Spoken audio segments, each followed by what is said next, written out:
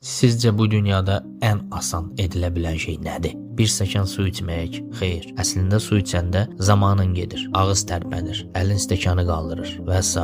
Ona kimi saymaq? Xeyr. Sayan zaman başınız işləyir, yaddaş işə düşür. Bir sözlə ən asan olan şey deyil. Bizə isə dünyada ən asan edilə biləcək şey lazımdır. Bunu tam izahı ilə başa düşmək üçün gəlin bu nümunəyə baxaq. Bir gün ovçular bir canavarı qovur və öldürmək istəyirlər. O yaralı halda qaçaraq bir kəndçinin sarayına girir. Ev sahibi bunu görür, amma ovçulara bildirmir və yalandan o tərəfə qaçdı deyərək izi azdırır. Sonra saraya girir və yarımcan uzanmış canavara baxır, yazığı gəlir. Onun yarasını sarıyır, sağaldır, həyata qaytarır. Sonra yenidən ovçular görməsin deyə onu torbaya qoyur, meşəyə aparır ki, buraxsın. Özü də əlinə balta götürür ki, yolda görən olsa deyərəm odun doğramağa gedirəm. Meşənin dərinliyinə gəlib çatırlar. Kəndçi torbanı açır və canavarı buraxır. Amma canavarı yolda aclıq tutmuşdu və o adamı parçalamaq qərarına gəlir. Kəndçi deyir, mən sənə yaxşılıq elədim. Əvəzində sən nə edirsən? Canavar cavab verir. Yaxşı, əgər qarşımıza çıxan 3 heyvan sənin tərəfini tutsa, səni buraxıram. Tutmasalar yeyəcəm. Onlar ilk olaraq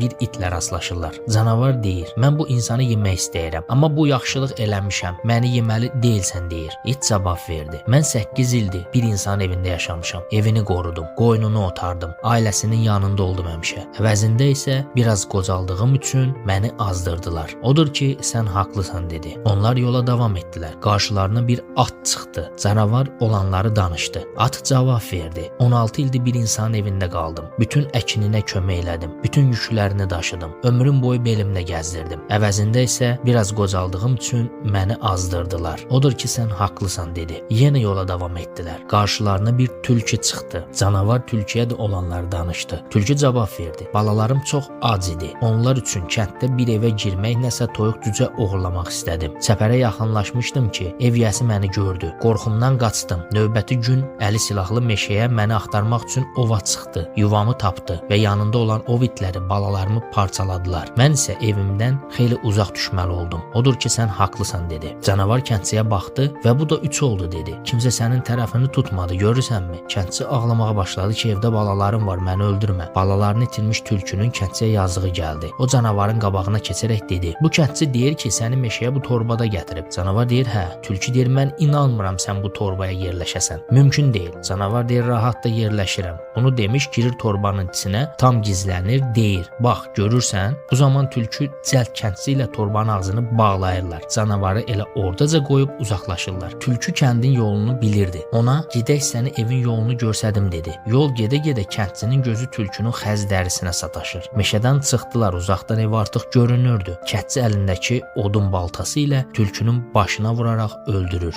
və dərisini soyub evinə dönür. İndi bildiniz dünyada ən asan şey nədir? Bu dünyada ən asan şey sənə edilən yaxşılıqları bir anın içində unutmaqdır. Kimlərsə kimsə üçün günlərini, aylarını, hətta illərini qurban verir. Malından, mülkündən keçir, canından keçir. Əvəzində isə qarşı tərəf dağlar boyda yükü bir saniyənin içində heçə çevirir. İtiriləcəyi halda sizi yandırmayacaq yaxşılıqlar edin. Sonra peşman olanda dözə biləsiniz.